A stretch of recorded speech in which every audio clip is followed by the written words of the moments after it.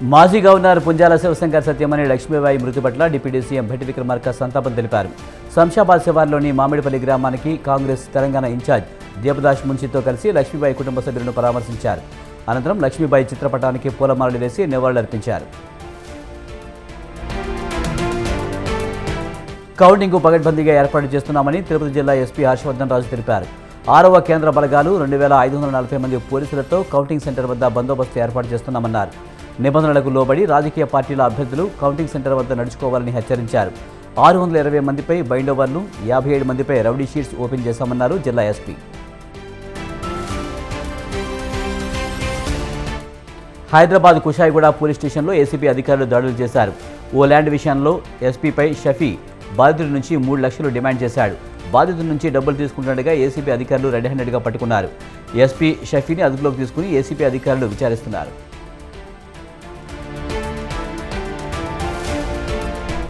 తెలంగాణలో food safety అధికారులు తనిఖీలు నిర్వహిస్తున్నారు. తనిఖీల్లో భాగంగా రంగారెడ్డి జిల్లా షాద్ నగర్ బైపాస్లో ఉన్న పలు హోటళ్లలో ఫుడ్ సేఫ్టీ అధికారులు దాడులు నిర్వహించారు.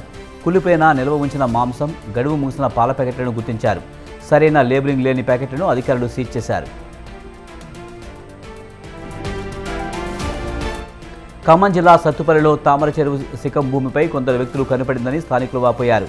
శిఖంలోని మట్టిని జేసీబీలతో తవ్వి అలుగు ఎత్తు పెంచే విధంగా మట్టిని తరలించి గుట్టలుగా పోశారని ఐడీబీ వెంకటేశ్వర్లు స్థానికులకు సమాచారం అందించారు. దీంతో ఘటనా స్థలానికి వెళ్లి జేసీబీని సీజ్ చేశారు. కేశవచంద్ర రమావత్ సినిమా హీరో నిర్మాత రాకింగ్ రాకేష్ నిర్మించిన తెలంగాణ తేజం పాటను బీఆర్ఎస్ అధినేత కేసీఆర్ నందినగర్ నివాసంలో ఆవిష్కరించారు. ఈ పాటని గోరెంటి వెంకన్న రచించగా సింగర్ మను, కల్పన, గోరెంటి వెంకన్న ఆలపించారు.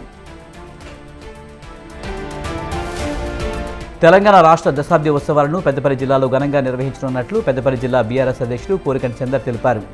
రాష్ట్రం ఏర్పడిన తర్వాత 10 ఏళ్లు పాలించిన కేసీఆర్ పోరాటాలను దశాబ్ది ఉత్సవాల్లో ప్రజలకు తీసుకువెళ్తామని ఆయన తెలిపారు.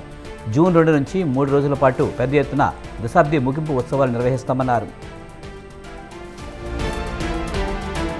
మహబూబాబాద్లోని జూన్ 4న జరిగే ఓట్ల లెక్కింపులో ఎలాంటి పొరపాట్లు లేకుండా కౌంటింగ్ ప్రక్రియ పూర్తి చేయాలని జిల్లా కలెక్టర్ ఇలా త్రిపాఠి అన్నారు.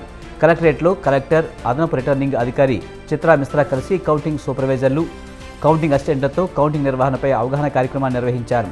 ప్రశాంతమైన వాతావరణంలో కౌంటింగ్ ప్రక్రియ పూర్తి చేయాలని సూచించారు. ములుగు జిల్లా పరిషత్ డిప్యూటీ సీఈఓ పదవి విరమణ కార్యక్రమం సమావేశ మందిరంలో జరిగింది. కార్యక్రమంలో జిల్లా కలెక్టర్ ఇలా త్రిపాఠి పాల్గొన్నారు.